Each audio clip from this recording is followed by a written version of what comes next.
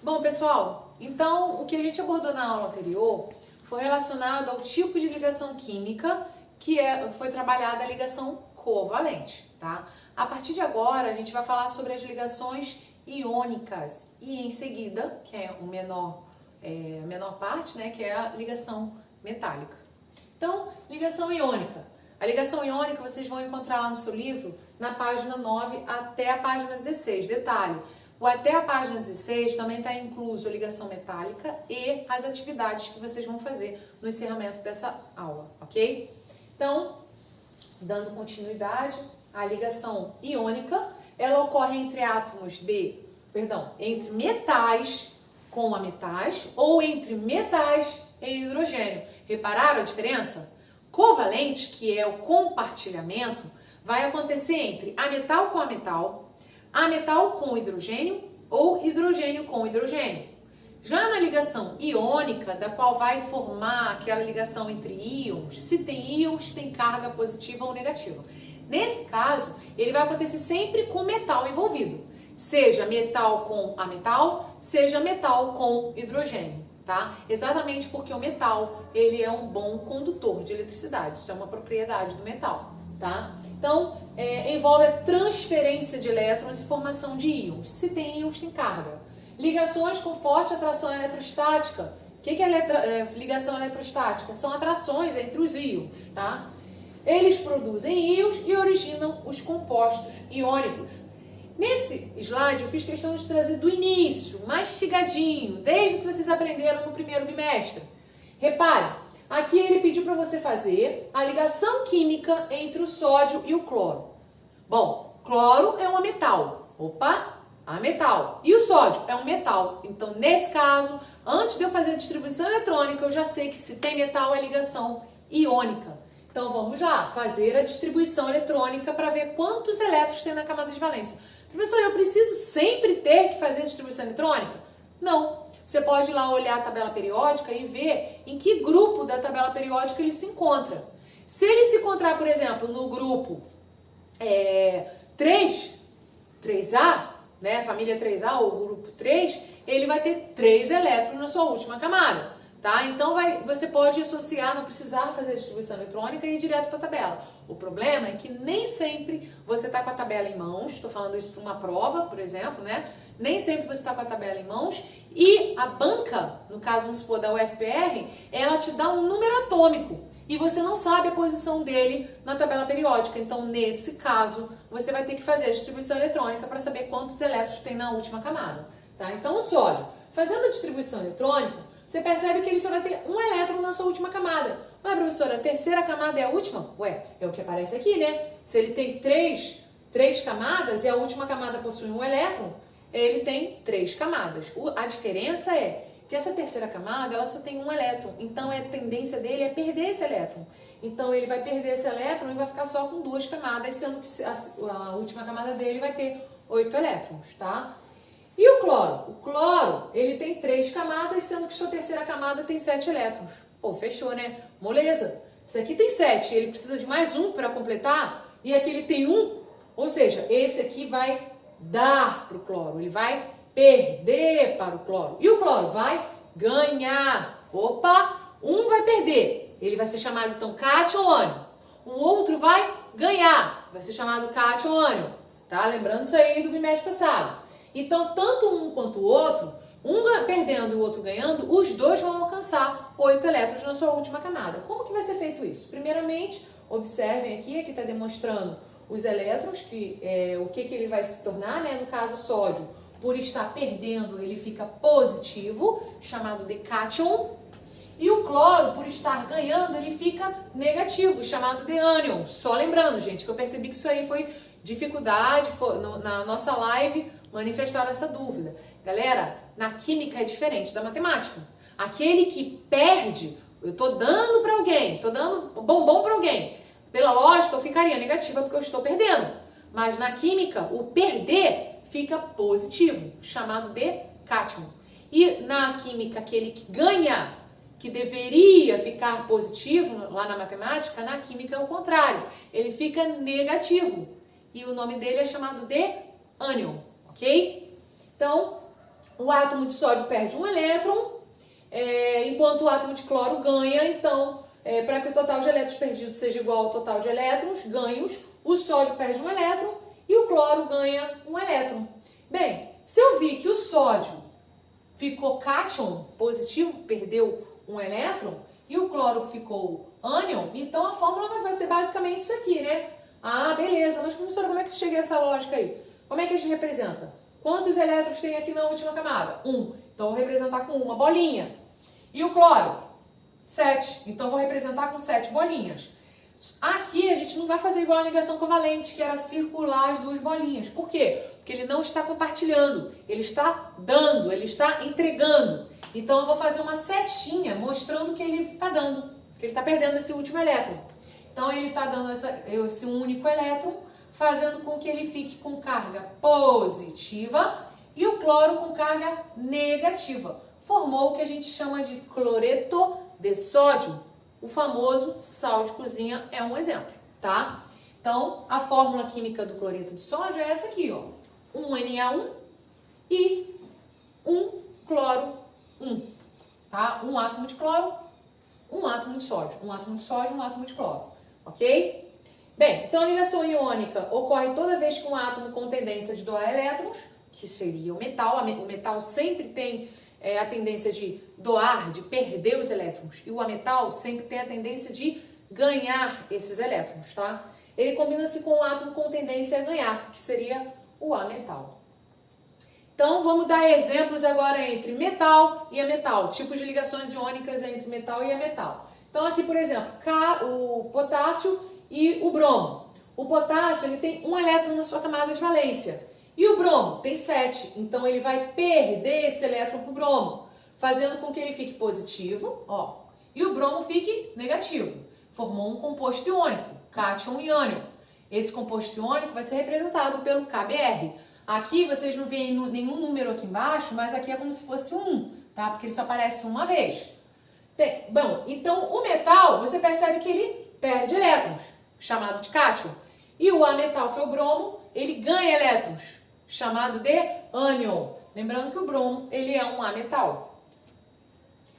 Agora, e ligações entre metal e ametal? Aqui é um exemplo. O potássio, que é um metal, e o oxigênio, que é um ametal. O potássio, ou melhor, o oxigênio tem 6 elétrons na sua última camada. E ele precisa de 2. Já o potássio, ele só tem 1 elétron na sua última camada. Ele só tem como dar 1. Ele não tem como dar mais do que isso. Então, já que aqui eu tenho que fechar os 8 elétrons, eu vou dar 1. Beleza, vai ficar 1, 2, 3, 4, 5, 6, 7. Então, vou ter que repetir outro K. Por isso que ele aparece aqui a segunda vez. Então, agora sim eu fechei 8. 1, 2, 3, 4, 5, 6, 7, 8. 8 elétrons para o oxigênio. Quantas vezes o K apareceu? 2. E o oxigênio? 1. Então, você vai colocar K2, porque ele apareceu 2 vezes, e o oxigênio 1, porque ele apareceu uma vez só. Professora, eu não entendi esse 2K aqui. Esse 2K aqui, ele está representando a quantidade de átomos de potássio que está aparecendo. E aqui só tem o mais sem número nenhum, porque ele só está dando 1 elétron. Já aqui, ele está ganhando 2 elétrons, por isso que aqui está menos 2, tá? Então fica, se você colocasse no geral as informações completas, ficaria K2 mais 1, O menos 2 e aqui embaixo 1, beleza? Aqui a mesma coisa, o alumínio, ele tem 3 elétrons na sua última camada. Com isso, ele vai perder esses 3 elétrons, sendo chamado de cátion.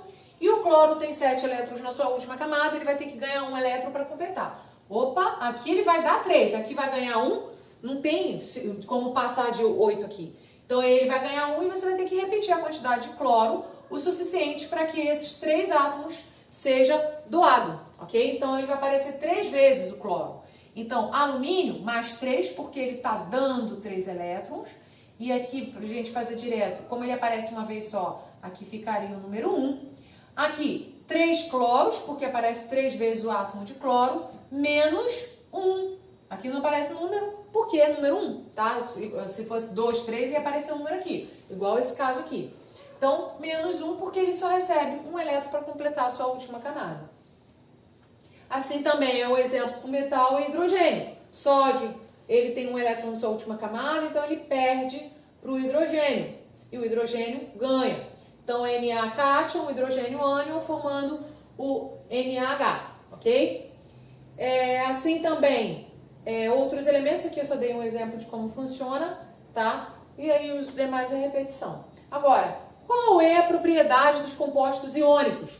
Primeiramente, a temperatura ambiente, eles são sólidos cristalinos. Aqui é um exemplo de cristal de cloreto de sódio.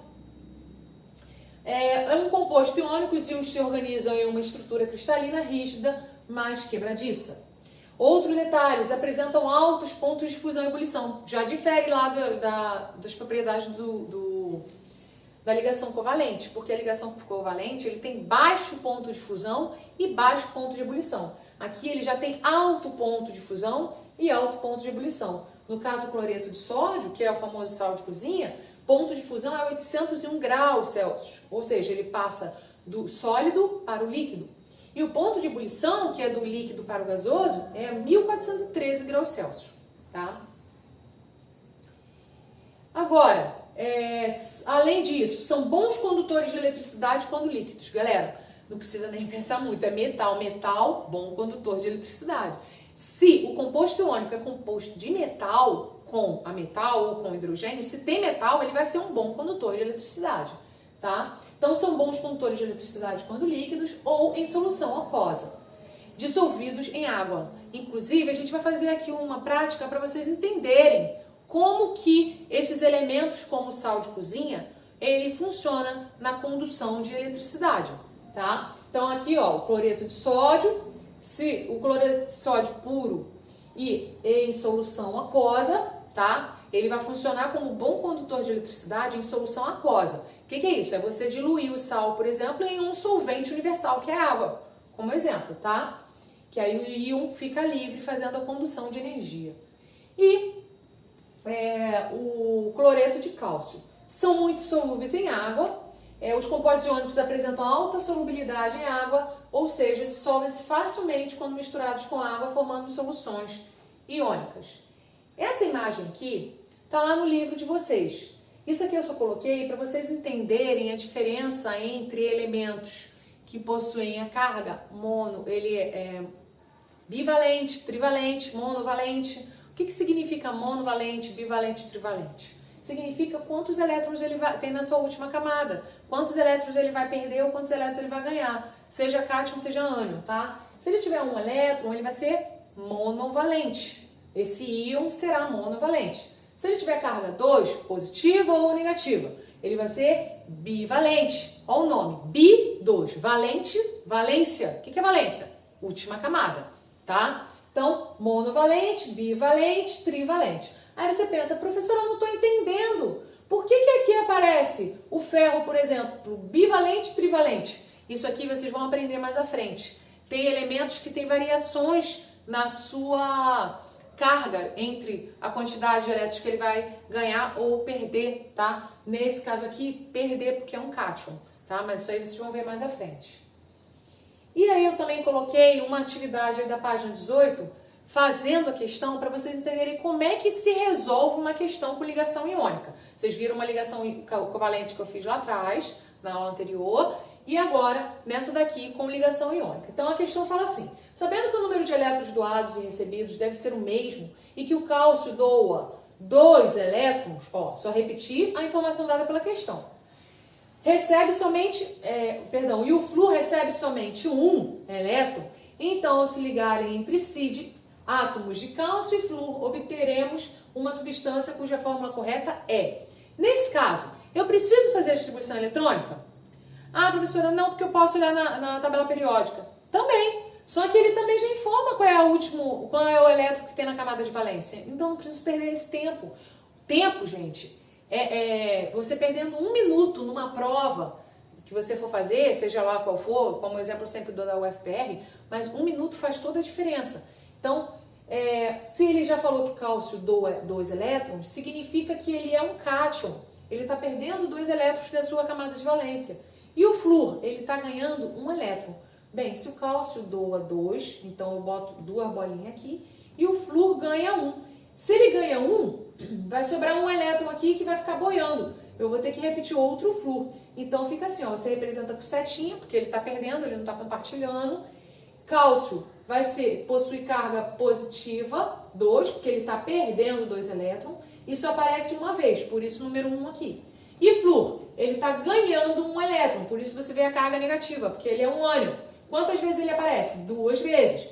Então eu formei a fórmula molecular K1F2, Ca1, porque ele só aparece uma vez, e o flúor 2, porque ele aparece 2 vezes.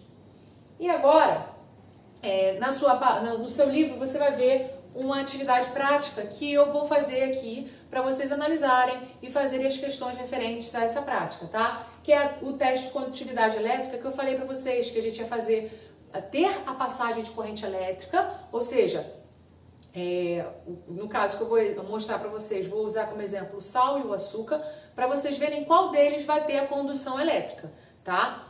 Vamos montar aqui e já apresento. Bem, pessoal, então vocês vão ver uma prática lá no livro de vocês que vai estar falando sobre o teste da condutividade elétrica. O que nós vamos precisar? Nós vamos precisar de água, sal de cozinha, que é o cloreto de sódio, açúcar comum, e vou usar aqui em vasilhas, tá? Então, deixa eu identificar para vocês, assim que eu começar eu vou identificar para vocês. Nós vamos testar tanto com a água com sal, a água com açúcar e o açúcar sozinho e o sal sozinho, tá? Então, vamos aqui para a nossa prática. Bem, então aqui estaremos usando água pura, tá? Ou melhor, água mineral, né? Pura, vocês sabem que a água pura é água destilada. Aqui nessa vasilhinha não é propaganda, aqui tem açúcar, tá? E sal, que é o cloreto de sódio. Lembrando que açúcar é a sacarose, tá? Eu estarei colocando água nesses 2 copinhos.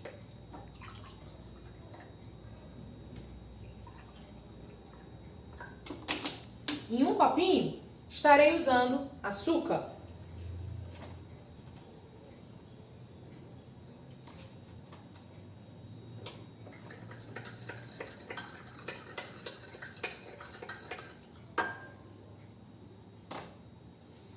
Vou repassar para esse potinho, para ser mais baixo, para ele alcançar.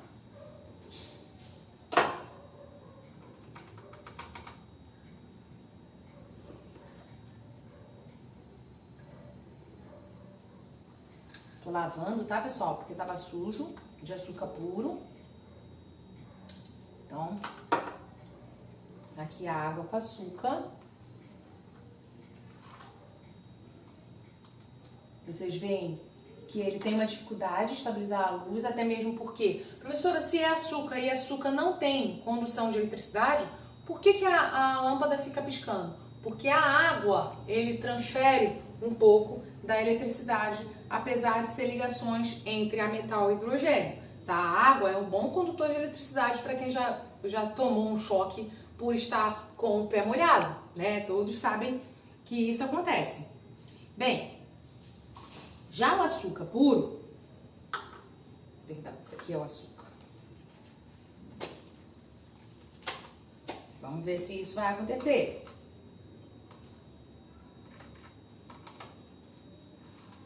Vocês veem que não há condução de energia, ó. Não há, a luz não acende, ó.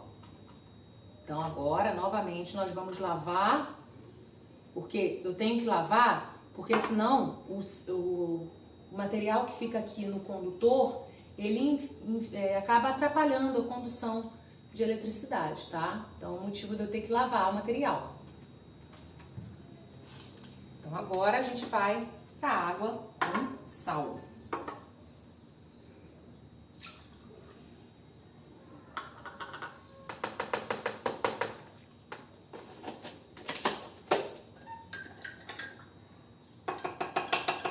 Lavando a colher. E agora, água com sal.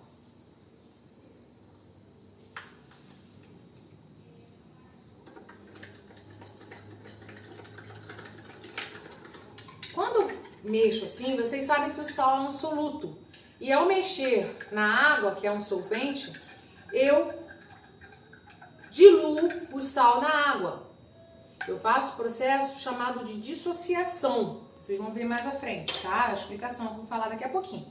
Então, vou passar aqui pro potinho para ficar mais baixo e ele alcançar. E ela piscou porque eu fiz o contato entre um e outro, e quando eu faço contato entre um e outro, há a passagem de corrente. Mas eu agora não vou encostar entre um e outro, ó, só estou botando na água e a luz acendeu e ficou contínua, ela não tá piscando. Por quê? Porque ao eu colocar os dois na água, há a passagem de corrente elétrica pela água com sal. Por quê? Cloreto de sódio, que é a fórmula NaCl, o Na é metal, e o metal é um bom condutor de eletricidade. Bem, agora vamos testar só o sal para ver se vai? Sem a água?